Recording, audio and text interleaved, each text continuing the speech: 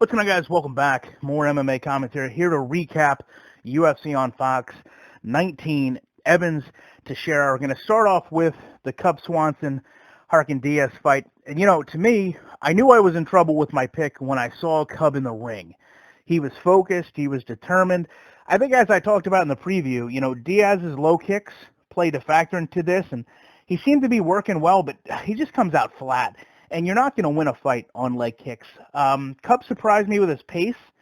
He had an answer for everything that Diaz threw at him. I think actually put him down twice, controlled the cage, shook off what little Diaz put out in offense, and not an impressive fight for either guy, but Cub turned back the clock and at least temporarily got the win. And then that brings us right into Khabib versus Darrell Horcher. I think this fight was kind of made a mockery of the situation a little bit. Just as I said, Khabib was going to go in there and dominate. He was going to be the superior grappler and just overall the superior fighter. I really don't understand how you take a guy who has a win, an extremely dominant win over the current UFC 155 champion, and then throw a short notice guy in that's never even fought in the UFC before. That's kind of thrown him to the wolves. I think that this fight should have been scrapped because it moved to another card and moved another fight to the main card. So Khabib went in there and did what he does and got the win and was safe about it and was extremely dominant. And that takes us right into Thug Rose versus Tisha Torres. What an awesome fight. It was really back and forth. It was extremely close. I did pick Rose to win this fight, and to be honest with you, I'm not 100% sure that she got that done. On my card, I had Tisha winning the first two rounds. And Rose still in the third round with a late takedown. So, in my opinion, I actually think that Tisha did win that fight. The fight didn't go nearly in the direction as I expected it to. I expected Rose to clinch, attempt to get more takedowns and be more of a grinder, and she didn't. She was much more willing to stand on the outside in exchange, and I think that's where, in my opinion, Tisha won that battle. But the judges gave Rose the nod, and she got the W. And that fight actually, I think, went very similar to what I had predicted.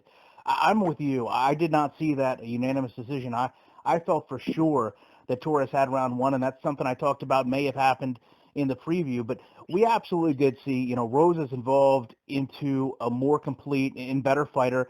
I was impressed with how Tisha closed out the fight.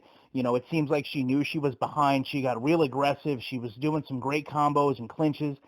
And really, she was keeping Rose that last round on defense more than anything, and that's where I thought maybe she was going to win.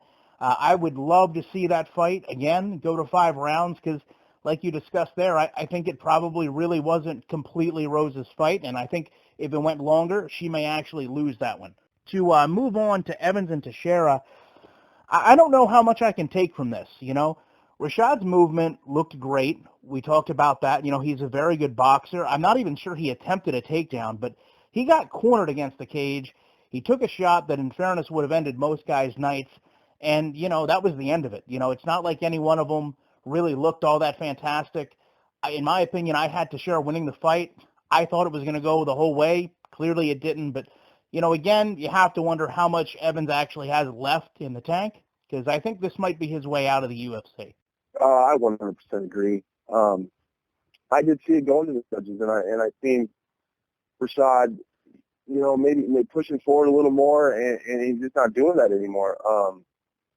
I've had my questions about how much Rashad has left in the sport and what he has left to kind of contribute in the light heavyweight division. I think it's very crystal clear that Rashad's chin is gone. And it could be, both of us talked about him having the ability to take punches and take damage, and I don't think that's the case anymore. Given you may be right there. I think that may have ended a lot of guys' nights, but he's just not the same Rashad that we used to see, and he does a really good job of convincing people that he's still got something left in him. He convinced me. I read a lot into people's attitudes and their mentality and the way that they carry themselves in their interviews and the things they talk about. And he had me sold that he was back on track, that he was motivated, that he had all of his stuff together, and that he was the Rashad of old. And I think we've seen tonight that that's just not the case. So that's going to do it for us, as we promised. A much better performance. Maybe it's the new logo. If you guys did notice, we did get a new logo. We're going to obviously look forward to the next UFC event. We'll be previewing the Open St. Peru John Jones fight coming up later in the week, so stay tuned for that. And again, thank you guys for checking this video out.